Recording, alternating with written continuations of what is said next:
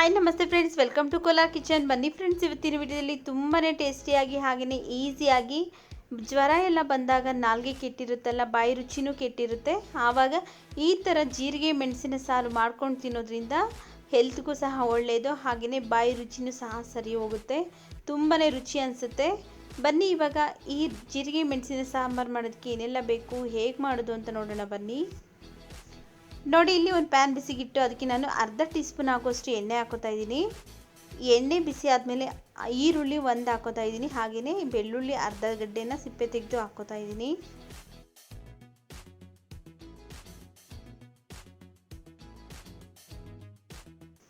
ನೋಡಿ, ಈರುಳ್ಳಿ ಬೆಳ್ಳುಳ್ಳಿ ಎಲ್ಲ ಒಂದು ಅರ್ಧ ಫ್ರೈ ಆದ ನಂತರ ಇದಕ್ಕೆ ಅರ್ಧ ಸ್ಪೂನ್ ಜೀರಿಗೆ ಹಾಕೋತಾ ಇದ್ದೀನಿ, ಅರ್ಧ ಸ್ಪೂನ್ ಕಾಳು ಮೆಣಸು ಹಾಕೋತಾ ಇದ್ದೀನಿ. ಜೀರಿಗೆ ಮತ್ತು ಮೆಣಸು ಹಾಕಿದ್ಮೇಲೆ ಒಂದು 30 ಸೆಕೆಂಡ್ ಫ್ರೈ ಮಾಡ್ಕೊಳ್ಳೋಣ. ನೋಡಿ, ಒಂದು 30 ಸೆಕೆಂಡ್ ಆಗಿದೆ. ಇವಾಗ ಸ್ಟವ್ನ ಆಫ್ ಮಾಡಿಕೊಂಡು ಇದನ್ನು ಒಂದು ಮಿಕ್ಸಿ ಜಾರ್ಗೆ ಹಾಕ್ಕೊಳ್ಳೋಣ.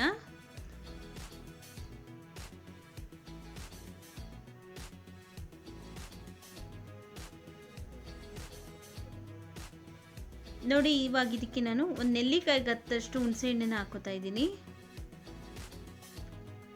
ನಂತರ ಒಂದು ಅರ್ಧ ಕಪ್ ಆಗುವಷ್ಟು ಹಸಿ ಕೊಬ್ಬರಿ ಹಾಕೋತಾ ಇದ್ದೀನಿ. ಒಂದು 1/4 ಸ್ಪೂನ್ ಅರಿಶಿನ ಪುಡಿ,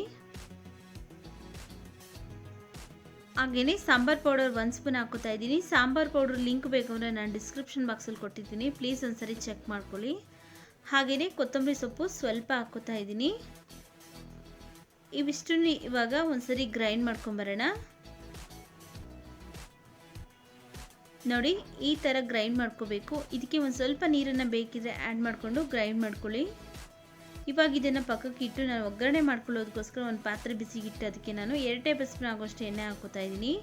ಎಣ್ಣೆ ಬಿಸಿ ಆದ ನಂತರ ಅರ್ಧ ಸ್ಪೂನ್ ಸಾಸಿವೆ, 2 ಒಣಮೆಣಸಿನಕಾಯಿನ ಕಟ್ ಮಾಡಿ ಹಾಕೋತಾ ಇದ್ದೀನಿ. ಒಂದು 5 ರಿಂದ 6 ಇಷ್ಟು ಬೆಳ್ಳುಳ್ಳಿನ ಜಜ್ಜಿಬಿಟ್ಟು ಹಾಕೋತಾ ಇದ್ದೀನಿ. ಹಾಗೆಯೇ ಒಂದು ಸ್ವಲ್ಪ ಕರಿಬೇವಿನ ಸೊಪ್ಪು, ಇವಿಷ್ಟನ್ನು ಒಂದ್ಸರಿ ಇವಾಗ ಎಣ್ಣೆಲೆ ಚೆನ್ನಾಗಿ ಫ್ರೈ ಮಾಡ್ಕೊಳ್ಳೋಣ.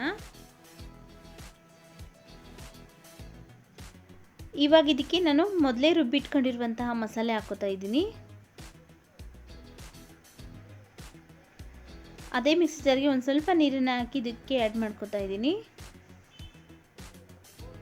ನಂತರ ನೋಡ್ಕೊಳ್ಳಿ, ನಿಮ್ಗೆ ಯಾವ ಕನ್ಸಿಸ್ಟೆನ್ಸಿಗೆ ಸಾಂಬಾರು ಬೇಕು ಆ ಕನ್ಸಿಸ್ಟೆನ್ಸಿಗೆ ನೀವು ನೀರನ್ನು ಆ್ಯಡ್ ಮಾಡ್ಕೊಳ್ಳಿ. ನೋಡಿ, ಈ ಕನ್ಸಿಸ್ಟೆನ್ಸಿಗಿದ್ದರೆ ಅನ್ನಕ್ಕೆಲ್ಲ ತುಂಬ ಟೇಸ್ಟಿಯಾಗಿರುತ್ತೆ. ಇವಾಗ ಇದಕ್ಕೆ ರುಚಿಗೆ ತಕ್ಕಷ್ಟು ಉಪ್ಪನ್ನು ಹಾಕೋತಾ ಇದ್ದೀನಿ. ಉಪ್ಪು ಹಾಕಿದ್ಮೇಲೆ ಒಂದ್ಸರಿ ಚೆನ್ನಾಗಿ ಮಿಕ್ಸ್ ಮಾಡಿಕೊಂಡು ಕುದಿಯೋದಕ್ಕೆ ಬಿಡಬೇಕು. ನೋಡಿ, ಇಲ್ಲಿ ಚೆನ್ನಾಗಿ ಕುದೀತಾ ಇದೆ. ಒಂದು 2 ರಿಂದ 3 ನಿಮಿಷ ಆಗಿದೆ ಅಷ್ಟೇ, ಚೆನ್ನಾಗಿ ಕುದೀತಾ ಇದೆ. ಇವಾಗ ಇದು ಸಾಂಬಾರು ರೆಡಿ ಆಗಿದೆ. ಇವಾಗ ಇದಕ್ಕೆ ಸಣ್ಣದಾಗಿ ಕಟ್ ಮಾಡಿರುವಂಥ ಕೊತ್ತಂಬರಿ ಸೊಪ್ಪು ಹಾಕೋತಾ ಇದ್ದೀನಿ. ಕೊತ್ತಂಬರಿ ಸೊಪ್ಪು ಹಾಕಿದ್ಮೇಲೆ ಒಂದ್ಸರಿ ಮಿಕ್ಸ್ ಮಾಡಿಬಿಟ್ಟು ಸ್ಟವ್ನ ಆಫ್ ಮಾಡ್ಕೊಳ್ಳೋಣ. ನೋಡಿದ್ರಲ್ಲ ಫ್ರೆಂಡ್ಸ್, ಎಷ್ಟೊಂದು ಈಸಿಯಾಗಿ ಬಾಯಿಗೆ ಇಟ್ಟಿರುವಾಗ ರುಚಿ ಕೊಡುವಂತಹ ಜೀರಿಗೆ ಮೆಣಸಿನ ಸಾರು ಯಾವ ಥರ ಮಾಡೋದು ಅಂತ. ಈ ವಿಡಿಯೋ ಇಷ್ಟ ಆಗಿದ್ರೆ ಪ್ಲೀಸ್ ಲೈಕ್ ಮಾಡಿ, ನಿಮ್ಮ ಫ್ಯಾಮಿಲಿ ಫ್ರೆಂಡ್ಸ್ಗೆಲ್ಲ ಶೇರ್ ಮಾಡಿ. ಹಾಗೆ ನಮ್ಮ ಚಾನಲ್ ಇನ್ನೂ ಸಬ್ಸ್ಕ್ರೈಬ್ ಮಾಡ್ಕೊಂಡಿಲ್ಲ ಅಂದರೆ ಪ್ಲೀಸ್ ಸಬ್ಸ್ಕ್ರೈಬ್ ಮಾಡಿಕೊಂಡು ಸಪೋರ್ಟ್ ಮಾಡಿ ಫ್ರೆಂಡ್ಸ್. ಮುಂದೆ ಒಂದೊಳ್ಳೆ ವಿಡಿಯೋದೊಂದಿಗೆ ಭೇಟಿಯಾಗೋಣ. ಅಲ್ಲಿವರೆಗೂ ವಿಡಿಯೋ ನೋಡಿದ್ದಕ್ಕಾಗಿ ಧನ್ಯವಾದಗಳು.